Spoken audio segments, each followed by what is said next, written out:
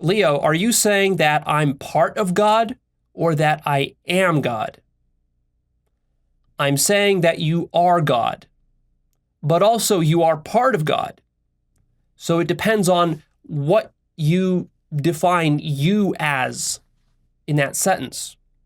So if you're meaning you in the conventional sense of you, as you think of yourself, this biological creature that was born, the ego mind, in other words, that you is a part of God. But the deeper you, the you that you will discover after awakening through self-inquiry, through yoga, through meditation, that you, the ultimate you, the self with a capital S, that thing is God proper.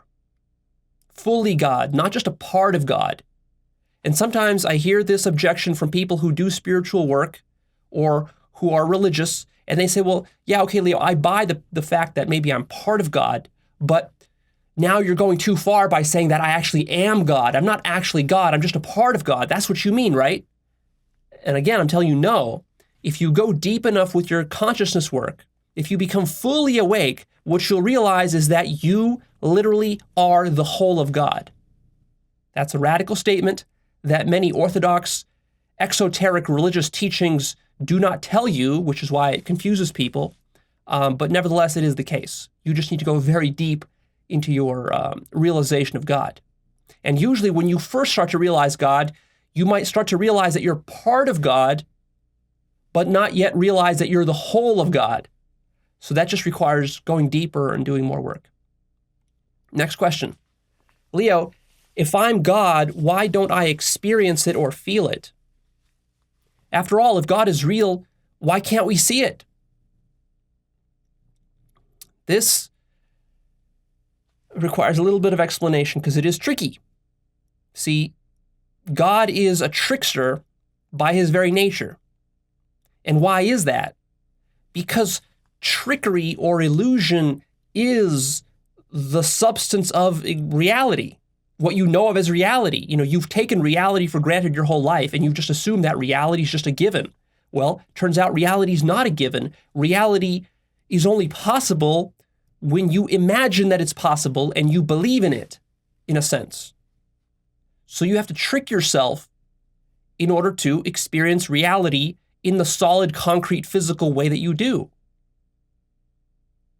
So, in fact, you are experiencing God right now.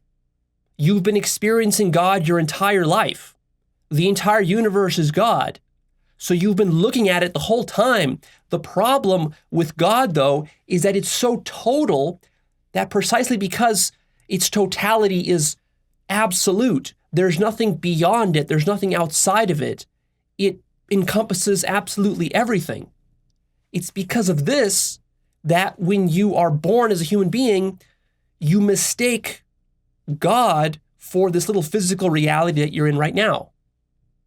And this happens because of the sense of ego or the sense of self that you have. And this sense of self is what helps you to survive.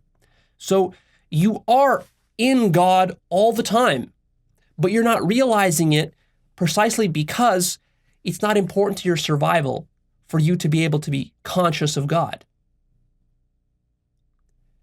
To clean your dishes, to wake up in the morning, to go to school, to go to work, to have sex, to earn money, to raise a family, to buy a house, and to maintain all of that, it turns out that you don't need to be conscious of God.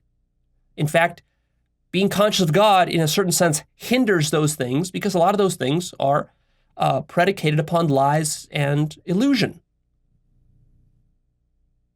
You know, it's hard to devote your whole life to earning billions of dollars if you're conscious enough to realize that money is an illusion.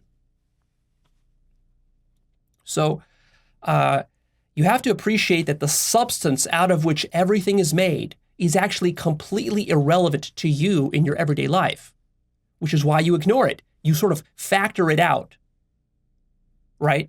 Because God is the common denominator between all things, that's precisely why you can factor it out. Your mind filters it out because you don't notice anything but God. So then what's the point of even talking about God if everything is God? Well, of course, you can become conscious that it's all God, and that's a very significant thing to become conscious of. That radically changes how you see the whole world.